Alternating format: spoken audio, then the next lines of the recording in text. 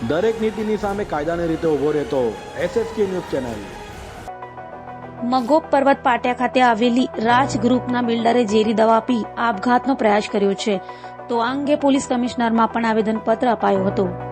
મૂળ રાજસ્થાનના બીકાનેર જિલ્લાના વતની અને સુરતમાં છેલ્લા 35 વર્ષથી વ્યવસાય કરતા મુકેશ ઓમ પ્રકાશ નાહટાએ આપઘાતનો પ્રયાસ કર્યો છે। તેઓ રાજ ગ્રુપ નામને બિલ્ડિંગ બનાવવાના વ્યવસાય સાથે સંકળાયેલા છે।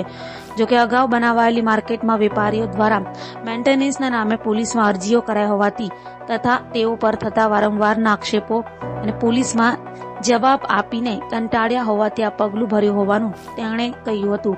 તો પોલીસ કમિશનરમાં પણ આવેદનપત્ર અપાયું હતું। મારું નામ દિલીપભાઈ મોહનભાઈ ચાવડા। શું રજૂઆત લઈને આવ્યા છો? હા સાહેબ, આ રાજ ટેક્સટાઇલ માર્કેટના માલિક આપણા બિલ્ડર તરફથી અને વેપારી વચ્ચે જે મગજમારી ચાલતી હતી એ વચ્ચે માલિકે દવા પીધી છે, બરાબર। એ રજૂઆત લઈને અમે આવ્યા છીએ। શું માંગણી છે અને શું વિવાદ છે? એમનો શું વિવાદ છે કે એમાં 15 થી 20 લોકો દુકાન જેવા વાળા એમને માળિયા બનાવ્યા છે વચ્ચે।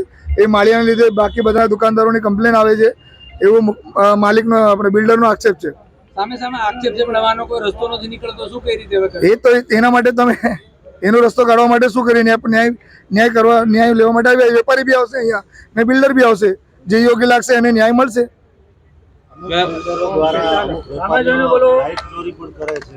એ મને કઈ એ વિશે ખબર નથી। વેપારીઓ વિશે શું નામ છે? આ કૈલાસ હકીમ છે, વિકાસ અગ્રવાલ છે, કમલેશ છે, એવા કરીને 19 જેવા માણસો વચ્ચે અપીલ છે। કૈલાસ હકીમનો શું રોલ છે? કૈલાસ હકીમનો રોલ છે એ જ છે કે એમણે પોસ્ટના અધ્યક્ષ હોવા છતાં સરે એમને રજૂઆત બી કરેલી, પણ એ લોકો એમની સાથે મળીને કંઈ સાંભળતા નથી, એવું એની સરનું કેવું છે।